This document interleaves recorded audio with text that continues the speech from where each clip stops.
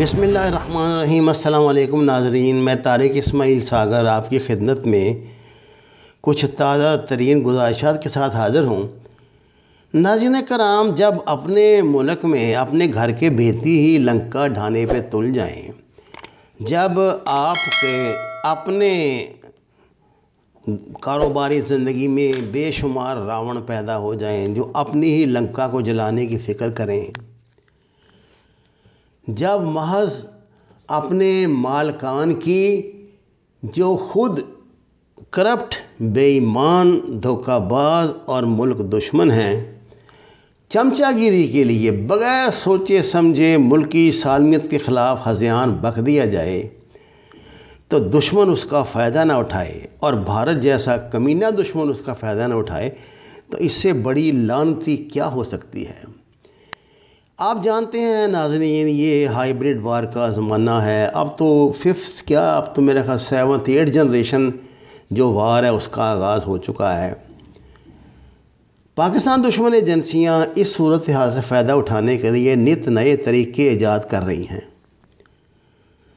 Indian خفیہ agency را نے جو ایسے مواقع کی طاق میں رہتی ہے، اس ضمن میں اپنی پروپیگنڈا مہم کو آگے بڑھانے کے لیے ویب ریڈیو اور پوڈ کاسٹس کا آغاز کر دیا ہے۔ 2 دسمبر کو ناظرین، ان پوڈ کاسٹ کی نشریات میں ایاز صادق صاحب، جنہوں نے اسمبلی میں بڑا انقلابی بیان دیا تھا اور آج کل جمہوریت کے مکمل ماموں جان بنے ہوئے ہیں، اور دیگر کچھ رہنماؤں کی جانب سے قومی سلامتی کے اداروں کے خلاف بیانات و بحث و مباحثہ کیا گیا۔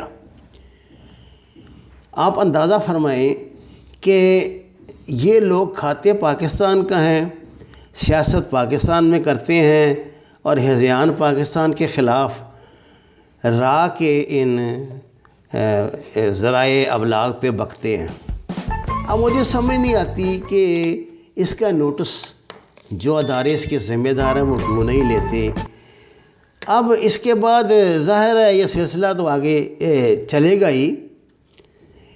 اب ان پوڈ کاسٹس اور ویب ریڈیو میں برہمدات بگٹی، ہربیار مری، طارق فتح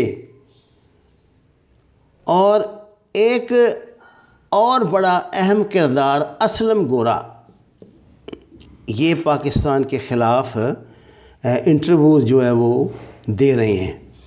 یہ اسلم گورا قصور کا رہنے والا ایک نوجوان تھا جس نے یہاں لاہور میں گورا پبلیکیشنز کے نام سے ایک اشاعتی ادارہ قائم کیا، اور اس میں تاج کمپنی اسکینڈل کی تاریخ دہراتے ہوئے لوگوں سے پیسے اکٹھے کیے۔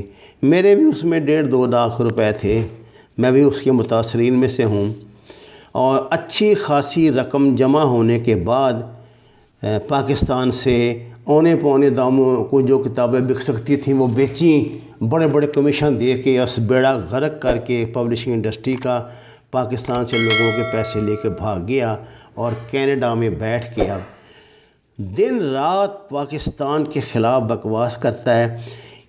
اسلم گورا عملاً ہندو بن چکا ہے۔ یہ RSS کی اتنی تعریف کرتا ہے کہ آپ اس کا تصور نہیں کر سکتے۔ اس کا ہیرو بھارت کا موجودہ وزیر اعظم ہے، اور ان سب لوگ جتنے RSS کے لیڈر ہیں، یہ کینیڈا سے اپنے چینل پہ ان کے انٹرویو کر چکا ہے۔